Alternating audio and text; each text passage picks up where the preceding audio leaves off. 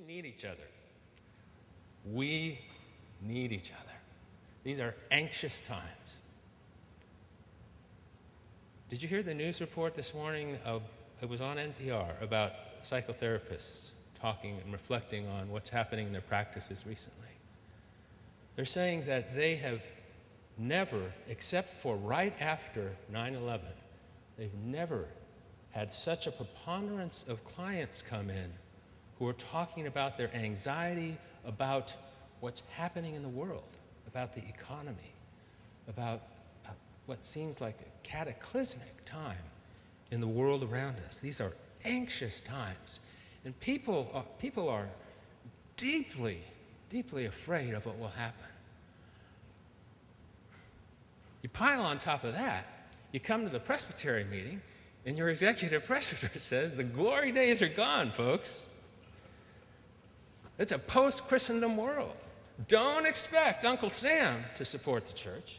Don't expect society around to cancel softball and baseball and track meets and soccer games on Sunday morning. Don't expect the city council to close the retail businesses so everyone can come to church on Sunday morning. It's not happening anymore. We live in a time that is, in fact, a call to the missional church to be a radical, countercultural outpost for Christ in a world that doesn't know him. And I say, bring it on.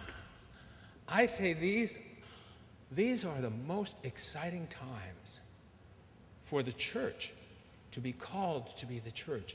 This time and this season gives us new ears and new eyes with which we can read the scriptures. The scriptures were written to a people who had no church buildings. Church buildings, like we have come to enjoy, weren't a thing that were built for that purpose until the 4th century, until after Emperor Constantine's time. I am deeply grateful for the Christendom experience that the church has experienced in the middle and later half of the 20th century, for we have inherited traditions and buildings and resources and saints that God uses still, but it's a different time now. There is a new king in Egypt who doesn't know Joseph.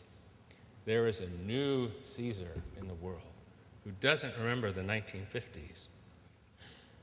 But this is an opportunity for us to live out our lives as radical disciples of Jesus Christ, depending on God for daily sustenance as a church, rather than eating from the fleshpots of Pharaoh, or rather than being taken care of by Caesar. We are free of that.